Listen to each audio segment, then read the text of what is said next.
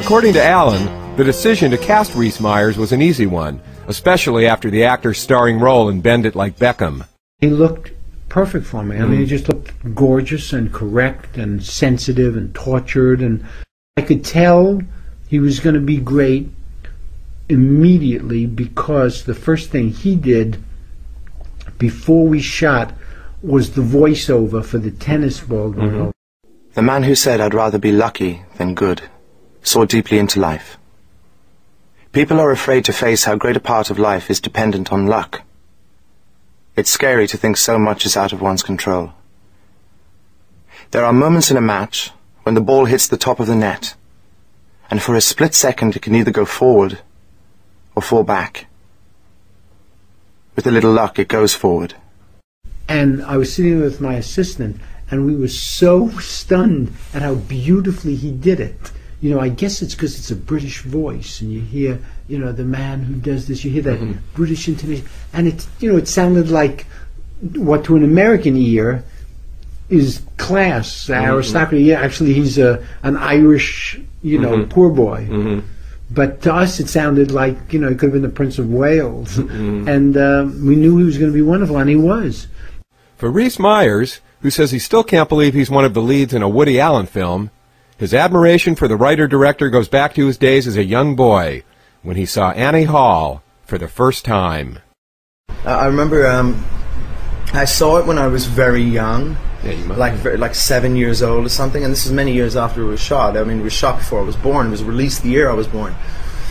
And, you know, I just remember being, you know, even as a small kid, being really attracted to this funny little guy who was on the screen. And, you know, I can distinctly remember him in that, because, you know, he kind of looked like one of our school teachers. Yeah, that look, the big rimmed glasses, and the sort of like wavy hair coming out of the side. And I just remember this guy. He was like, you know, he jumped off the screen. So even when I was a little boy, I always knew who Woody Allen was. And listen to Rhys Meyers as he describes his first meeting with the man he'd admired for years. He came in. He said, "Hi, I'm Woody Allen. You know, I'm making a movie in London, and I'm going to present you with a script if you like the material. I don't do much rehearsal, so let's work."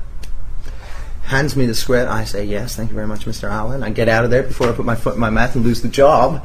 And then I get outside, and I ring my agent, and I'm so excited. I'm like, he's just offered me the movie.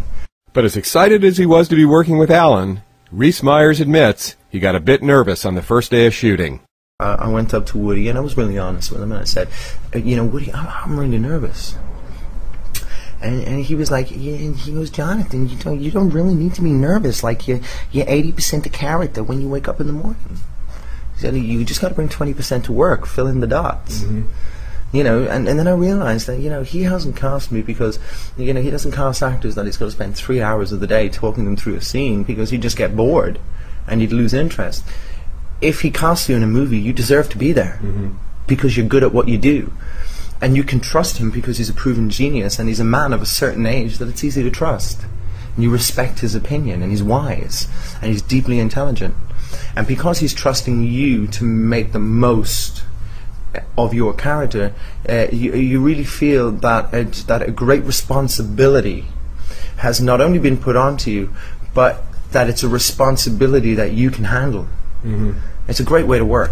And when the cast and crew were shooting in the streets of London, Rhys Meyers says it came as no surprise as to who had the biggest legion of fans. It became a game in London, spot Woody Allen, because he was shooting there. And you know, all of these tourists from all over the world, from across the street, would recognize Woody Allen. And they'd barrel straight past me, straight past Scarlett Johansson, straight to Woody Allen. Woody was who they wanted to see. And, you know, he's got that extraordinary presence that, you know, he doesn't have to do anything but be himself, and he's magnetic, and he attracts people to him.